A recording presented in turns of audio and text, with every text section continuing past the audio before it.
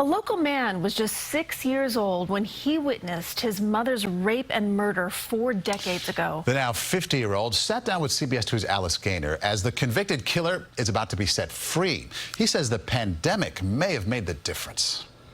The women were beaten and raped.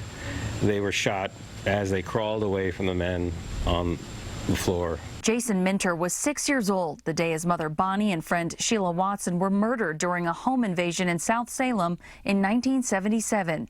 Minter, his sister, and 2 other children were put into another room. The women were begging for our lives and theirs. When I went into the room after the men had run out of the house laughing, I found both women in fetal positions with their clothes pulled down. 3 men were convicted and sentenced to 25 years to life. Samuel Ayala, Willie Prophet, and James Walls.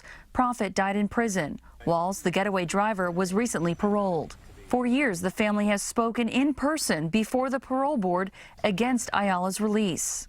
This year we were told early on that there could be no in-person meeting due to COVID, and that we were going to have to do just a phone interview, which is unfortunate. Minter says despite this, he still never believed they would grant release. But on July 20th, the parole board granted 68-year-old Samuel Ayala an open release date of September 3rd. I really thought in my heart of hearts that nobody would ever release somebody who had done these unspeakable atrocities to other human beings. Ayala completed a sex offender program, but Minter doesn't believe he's rehabilitated or remorseful. He believes an apology letter Ayala sent 6 years ago was more for the parole board than for his family. He hasn't seen Ayala's face since that day when he not only took his mother away from him, but also memories of her. I'm unable to think about her in any other way but in how this crime has affected all of us as a family.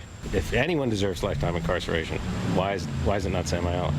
Minter has spent his life trying to keep him behind bars. Now he's shocked and fearful for the future. Alice Gaynor, CBS 2 News. The parole board, whose members are appointed by the governor, bases its decisions on whether there's any danger to the public. It's final and cannot be appealed. Governor Cuomo's office did not respond when asked for comments.